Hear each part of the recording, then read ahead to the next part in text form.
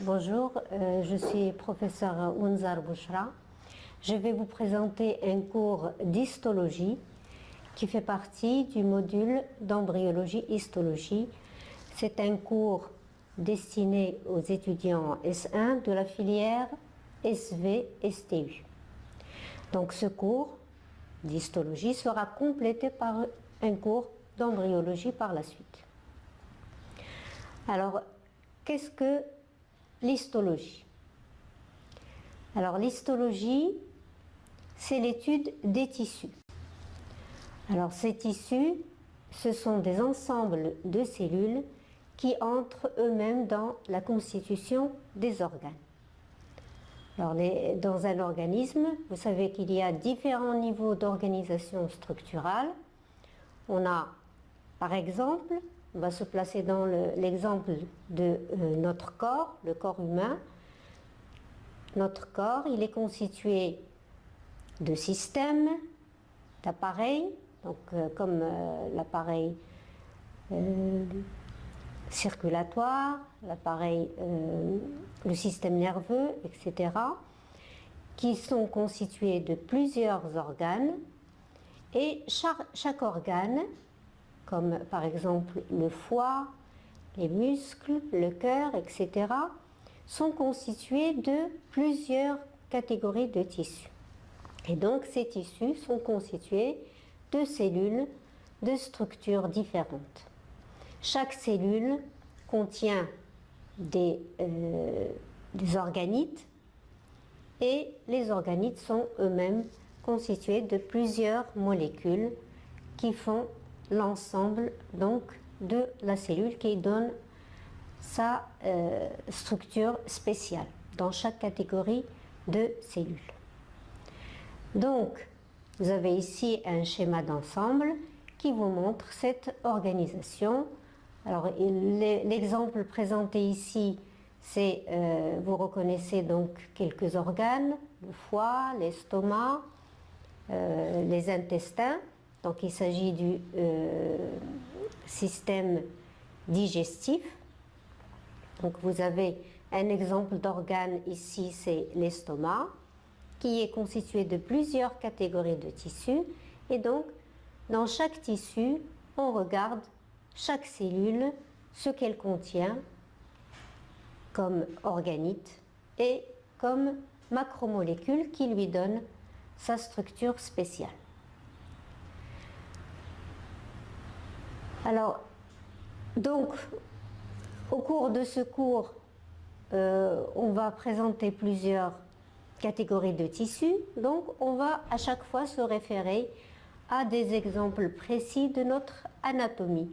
Donc, l'anatomie du corps humain. Donc, vous aurez besoin de revoir un atlas d'anatomie pour retrouver vos connaissances sur notre anatomie. D'accord? Donc, je vous ai mis des sites pour retrouver ces informations. Donc, vous aurez des sites d'atlas d'anatomie, c'est-à-dire des livres dans lesquels sont présentés plusieurs catégories, toutes sortes d'illustrations sur notre corps. Alors, vous avez des atlas avec une équivalence français-anglais, d'autres une équivalence français-arabe ou anglais-arabe. Ça vous permet donc de retrouver les différents systèmes de notre corps. Alors, vous avez ici quelques photos avec équivalence entre français et arabe. Je sais que vous avez du mal avec le français, donc je vous ai mis ici une équivalence dans le cas de l'appareil digestif entre certains organes et leurs correspondants en arabe. Alors ici vous avez l'appareil respiratoire avec les différents organes. Donc quand on prendra des exemples, on aura besoin de savoir quels sont les tissus qui le constituent à chaque fois. Voilà donc deux exemples, l'appareil digestif donc الجهاز الهضمي, et l'appareil respiratoire, الجهاز التنفسي. Donc en général, je ne vous demande pas d'apprendre les choses en arabe puisqu'il s'agit de cours en français, donc il faudra vous habituer à retrouver vos informations en arabe et essayer d'apprendre tous les mots de vocabulaire en français. D'accord? Donc, on va maintenant insister sur les objectifs de ce cours avant de continuer sur les différentes définitions concernant les différents tissus dans notre organisme. Alors, après la présentation de ce cours, vous devez être capable d'arriver à certains objectifs. Alors, donc, vous devez connaître les définitions des différents tissus de notre organisme, puisqu'on va se limiter à l'exemple du corps humain. Vous devez être capable de connaître les caractéristiques structurales et fonctionnelles des différents tissus, hein, donc la structure et la fonction, les deux ensemble, et la relation entre ces deux éléments. Vous devez être capable de connaître les différents types de tissus et de donner des exemples de localisation dans le corps humain. Donc quand on pense à un certain tissu, on doit être capable de se dire ce tissu existe par exemple dans le foie ou dans le cœur, dans la partie externe ou à l'intérieur, etc. Vous devez savoir le localiser. Le dernier objectif, c'est que vous pourrez être capable, une fois que vous avez suivi ce cours, de reconnaître les différents tissus sur des coupes cellulaires. Donc cette partie, on va surtout la voir pendant les travaux pratiques. Donc vous aurez des coupes cellulaires sur des lames histologiques et vous devez être capable de reconnaître une catégorie de tissus donnés. Alors cette opération, vous pourrez la compléter avec l'observation de photographies sur des atlas justement. Donc je vous ai donné pas mal de références concernant les atlas et donc vous devez être capable, une fois que vous avez regardé une photo, en vous basant sur les différentes caractéristiques, sur certains aspects morphologiques, de définir une catégorie ou une autre de tissu. Évidemment, comme il y a toujours une relation entre la structure et la fonction, donc vous devez être capable d'indiquer la fonction de ce tissu également. Voilà donc les différents objectifs de ce cours. Alors, qu'est-ce qu'on va voir dans ce cours?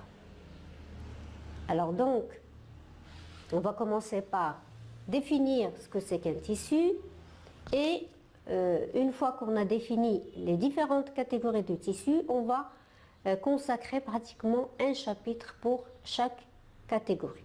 On va bien sûr définir l'essentiel de ce qui caractérise les différents types de tissus.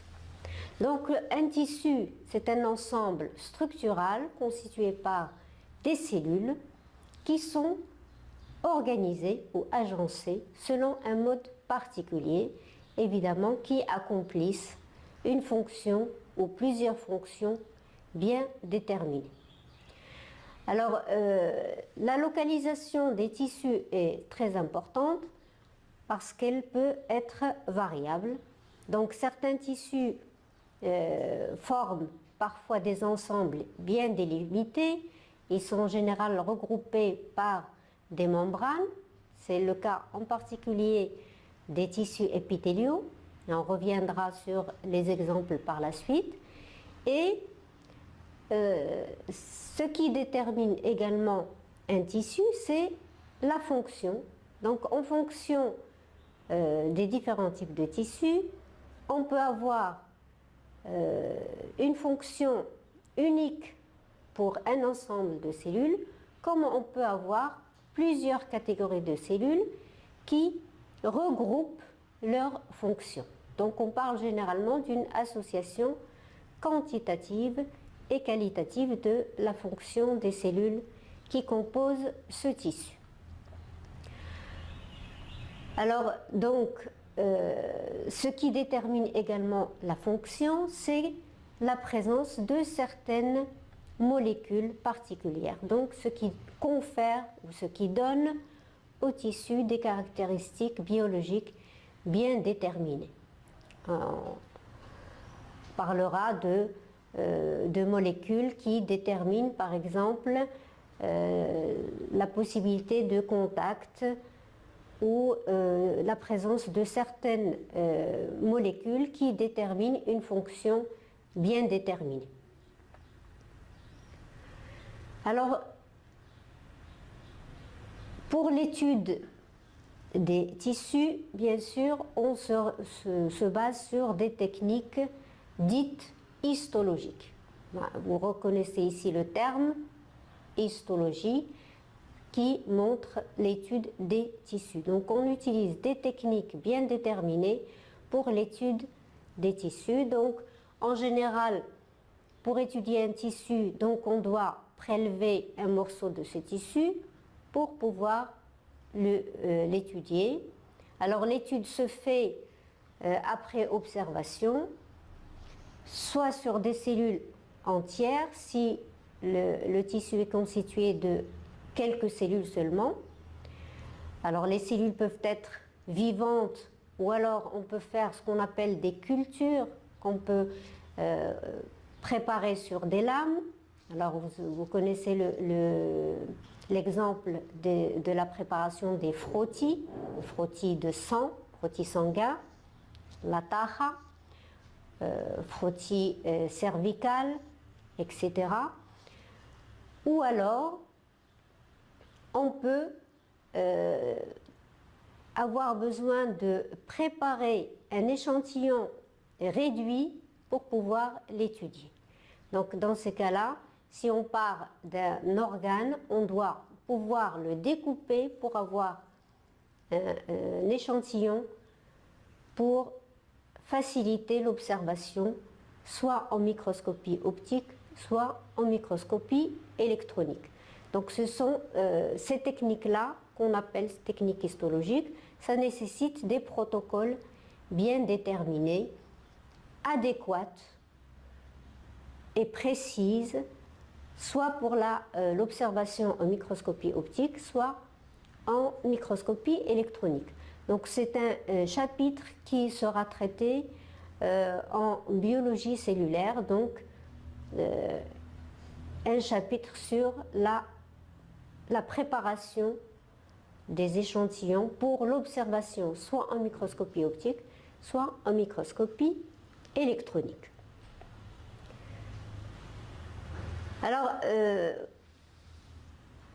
quand on étudie les tissus, donc on a fait plusieurs études, on a inventorié et donc on a fini par classer les tissus selon l'aspect morphologique. Alors morphologie, ça veut dire qu'on regarde l'aspect externe, la structure des cellules, et on se base également sur l'aspect physiologique, c'est-à-dire la fonction de chaque catégorie de tissu.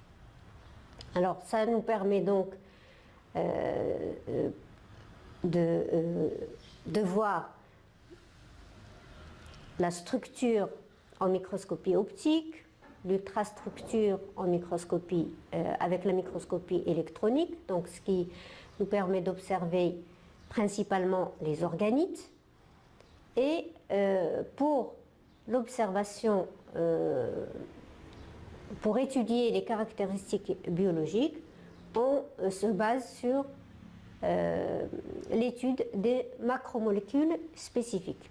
Donc tout ceci nous donne une idée sur la morphologie des tissus.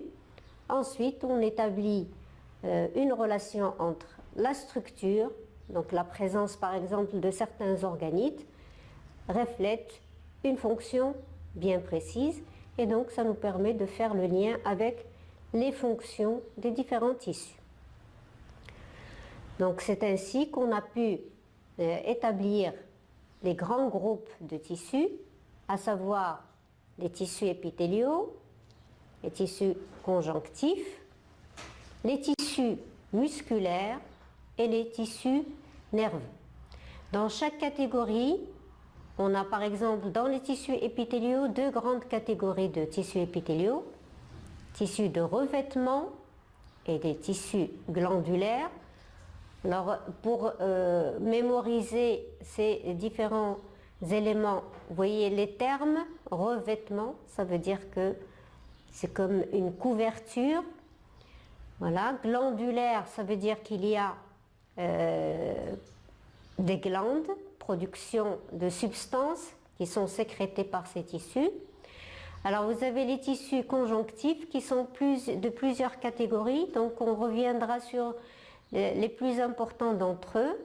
Alors vous avez le tissu conjonctif lâche, dense, donc par rapport à la densité des cellules dans ces tissus. Réticulaire, c'est un tissu propre aux organes qui ressemblent au foie et aux reins par exemple. Le tissu adipeux, c'est un tissu qui contient des cellules avec beaucoup de graisse.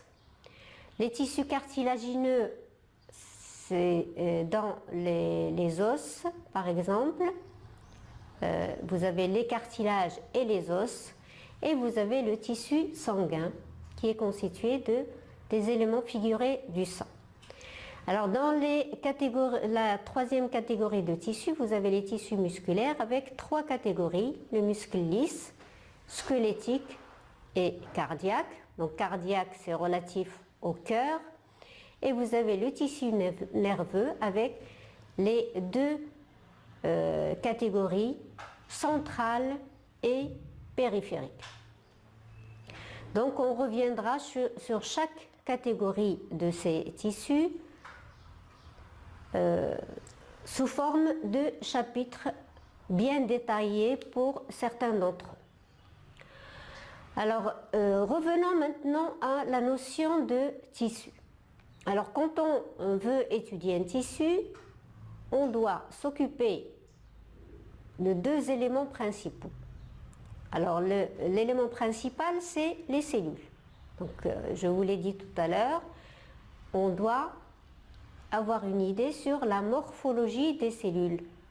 Mais on doit également s'occuper de ce qu'on appelle la matrice extracellulaire. Donc comme son nom l'indique, ce sont tous les éléments qui entourent les cellules et qui fait que le tissu peut avoir un aspect variable. Donc soit que les cellules sont liées les unes aux autres avec une matrice extracellulaire réduite, soit les cellules sont entourées d'une substance qui est en quantité assez importante. Donc ça aussi, ça permet de spécifier la catégorie de tissu dont on parle. Donc la matrice extracellulaire, on va la trouver à tous les niveaux de l'organisme. Chaque fois qu'on parlera de tissu, on devra parler de l'importance de cette matrice extracellulaire. Son abondance et sa composition est variable selon les tissus. Donc, par exemple, elle est très abondante dans les tissus conjonctifs lâches. Alors, les tissus conjonctifs lâches sont constitués de cellules dispersées et autour, on a une place importante ou un espace important dans lequel on trouve une matrice extracellulaire importante. Cette matrice extracellulaire est solide dans les cas des tissus squelettiques. Alors les tissus squelettiques, il faut le savoir, ça regroupe les tissus cartilagineux et les tissus osseux. Donc tous les deux se retrouvent dans notre squelette. Donc cette matrice extracellulaire est calcifiée par exemple dans le cas du tissu osseux, donc elle est solide.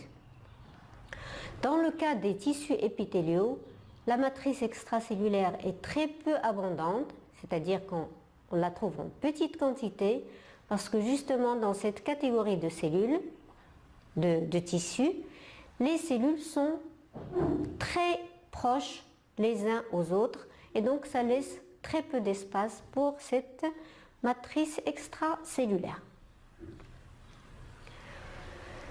Alors, cette matrice joue un rôle physiologique important et donc, selon sa composition moléculaire, elle peut intervenir à différents niveaux pour remplir différentes fonctions. Ça peut être une fonction dans l'architecture générale d'un tissu, dans le soutien mécanique, c'est-à-dire c'est le cas par exemple des tissus osseux. Donc ce sont des tissus dans lesquels la matrice extracellulaire est solide, donc ça permet de soutenir notre organisme, notre corps. Elle intervient aussi dans le cas de la nutrition, l'apport de certains éléments nutritifs, et ça permet également le stockage de certaines substances. Alors donc, tous ces rôles sont très importants, d'où l'importance que cette matrice extracellulaire soit renouvelée et pour permettre donc la croissance, le développement, la réparation et l'intervention dans pas mal de processus pathologiques. Donc lorsqu'il y a une maladie, la matrice extracellulaire a son rôle à jouer. Alors, quels sont les constituants de cette matrice extracellulaire? Alors, les principales macromolécules, donc on va généraliser, on ne va pas rentrer dans les détails. Il faut savoir qu'il y a principalement des polysaccharides, c'est-à-dire des glucides.